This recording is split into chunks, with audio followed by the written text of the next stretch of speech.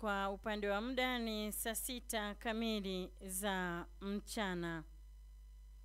Ifuatayo ni taarifa ya habari kutoka Radio Kwizera FM. Msomaji ni Zawadi Bashemela na kwanza ni muhtasari wake. Jimbo Katoliki la Geita mkoani Geita limetenga siku ya leo kuwa siku maalum ya kufanya ibada ya kuiombea safari ya milele ya Baba Mtakatifu Francisco kufuatia kifo chake.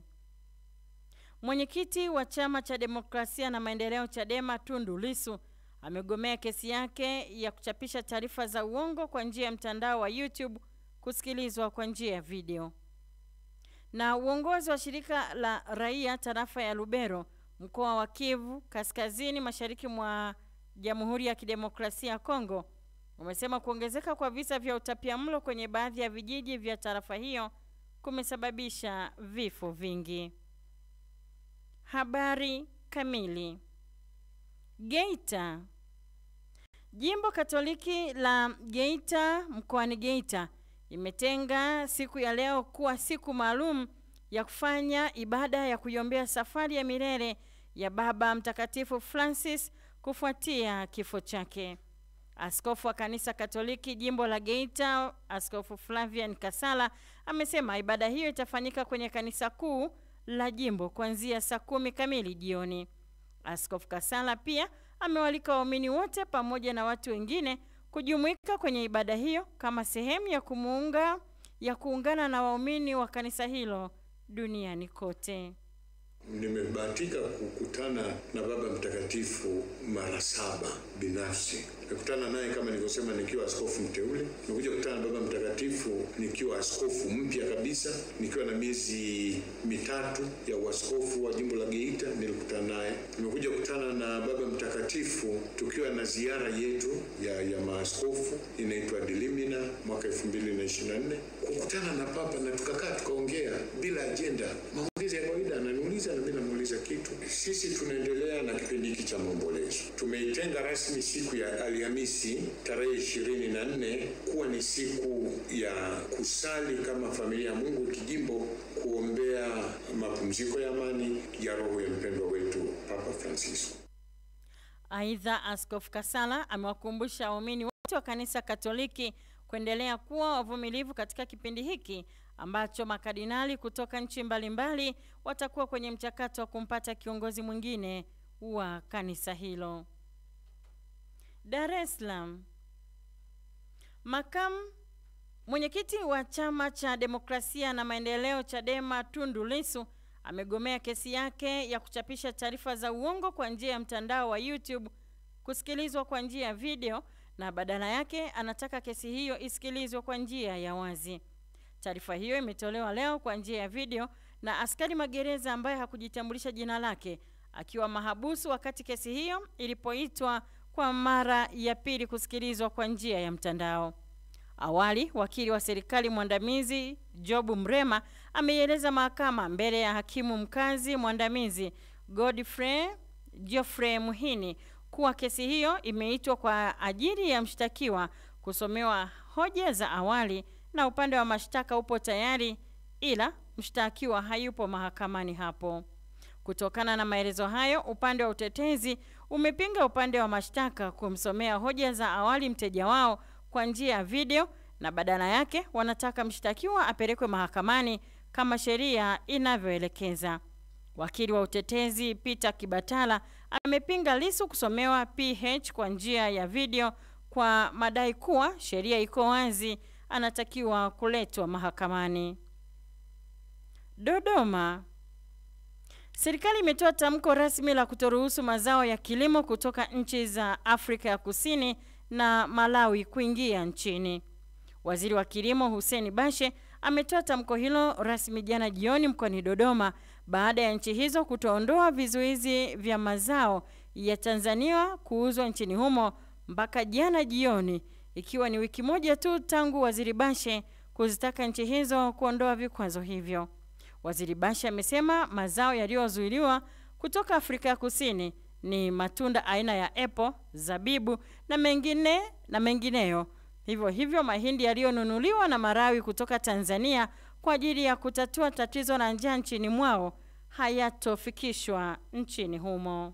Kwa hiyo hatutaruhusu zao lolote linalotoka Afrika Kusini linalohusiana na kilimo ndani ya nchi yetu. Kuhusu nchi ya Malawi, mpaka sasa hawajafuta notice walioitoa. Kwa hiyo ninatangaza rasmi, ni marufuku mazao yoyote ya kilimo kutoka Malawi kuingia ndani ya Jamhuri ya Muungano wa Tanzania. Lakini mbali na hapo, kwa nchi zote mbili hizi, hasa Malawi, hatutaruhusu zao lolote la transit kupita ndani ya Jamhuri ya Muungano wa Tanzania. Nataka tu niseme, na hatua hii haihatarishi usalama wa nchi, haihatarishi food security. Hakuna Mtanzania atakufa kwa kukosa zabibu ya Afrika Kusini. Hakuna Mtanzania atakufa kwa kukosa apple ya Afrika Kusini. Kwa hiyo tunachukua hatua hii ku protect our business. Hii ni biashara, lazima wote tuheshimiane. Dodoma.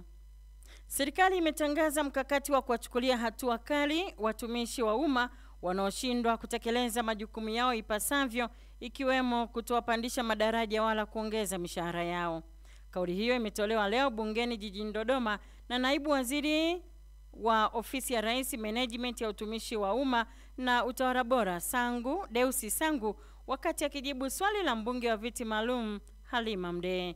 Mdee alitaka kufahamu mpango wa serikali katika kukabiliana na takribani 40% ya watumishi wa umma wanaodaiwa kutotekeleza majukumu yao ipasavyo licha ya kulipwa mshahara. Nikijibu swali la Mheshimiwa Halima Mdee, kweli changamoto alisema Mheshimiwa Waziri, lakini tumeanza kuchukua hatua mbalimbali. Kwanza, kuweka mifumo ya kufanya performance improvement ya watumishi kwa kupima hiyo KPI kupitia mfumo wa PEPMIS. Na mfumo huu umewapa masharti maalum watumishi. Yule ambaye hatafikisha alama kadhaa, tumeweka zaidi ya 60%, hataweza kupandishwa cheo wala kuongezewa mshahara. Kwa hii inawafanya watumishi wawe na commitment kubwa kufanya kazi, akijua kwamba baada ya hapo atakosa stahiki zake kwa kutokutimiza hizo asilimia alizowekewa kwenye PEPMIS. Unaendelea kusikiliza taarifa ya habari kutoka Radio Kwizera FM. Lubero. Uongozi wa shirika la raia tarafa ya Lubero mkoa wa Kivu Kaskazini mashariki mwa Jamhuri ya Kidemokrasia ya Kongo umesema kuongezeka kwa visa vya utapiamlo kwenye baadhi ya vijiji vya tarafa hiyo kumesababisha vifo vingi. Mratibu wa shirika la raia katika tarafa hiyo, Bwana Muhindo Kavugu, amesema kila wiki tarafa ya Lubero inaripoti zaidi ya visa 10 vya watu wenye utapiamlo na kuitaka serikali kuingilia kati swala hilo. Bwana Kavugu amesema kuwa waathirika wengi ni watoto na wanawake wajawazito, ambapo chanzo cha utapiamlo huo kikitajwa kuwa ni vita kati ya waasi wa M23 na jeshi la taifa na makundi ya wanamgambo wa ADF. Kwa upande wake, kiongozi anayehusika na lishe katika tarafa ya Lubero, Bwana Giskadi Mihigo, amesema kutokana na vita vinavyoendelea, raia wengi wanashindwa kwenda mashambani na hivyo kushauri wananchi kuwa na bustani za mboga mboga, lakini pia serikali na wafadhili watoe dawa za kusaidia waathirika. Berlin. Mataifa ya Ujerumani, Ufaransa na Uingereza yameitolea mwito Israel kuondoa vikwazo vyake na kuruhusu misaada ya kibinadamu kuingia Gaza.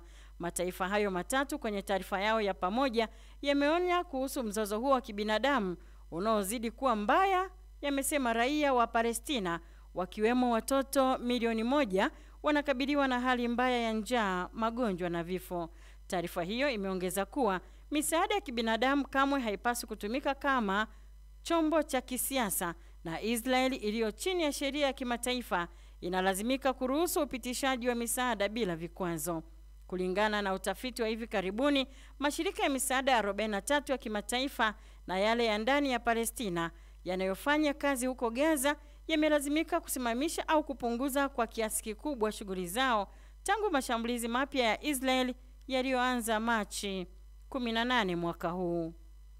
Kabla ya kumaliza taarifa ya habari, huu tena ni muhtasari wake. Jimbo Katoliki la Geita mkoani Geita limetenga siku ya leo kuwa siku maalum ya kufanya ibada ya kuiombea safari ya milele ya Baba Mtakatifu Francis kufuatia kifo chake. Mwenyekiti wa Chama cha Demokrasia na Maendeleo Chadema Tundu Lissu amegomea kesi yake ya kuchapisha taarifa za uongo kwa njia ya mtandao wa YouTube kusikilizwa kwa njia ya video. Na uongozi wa shirika la raia tarafa ya Lubero Mkoa wa Kivu Kaskazini mashariki mwa Jamhuri ya Kidemokrasia ya Kongo umesema kuongezeka kwa visa vya utapiamlo kwenye baadhi ya vijiji vya tarafa hiyo kumesababisha vifo vingi. Waza Wazua. Msikilizaji, waelewe watu, uyaelewe maisha. Waza Wazua. Na huo ndio mwisho wa taarifa ya habari. Endelea kutufuatilia katika mitandao yetu ya kijamii, Instagram, TikTok na X @Radio Kwizera FM, YouTube Kwizera TV na website yetu radiokwizera.co.tz. Saa 10 alasiri utaletewa duru habari.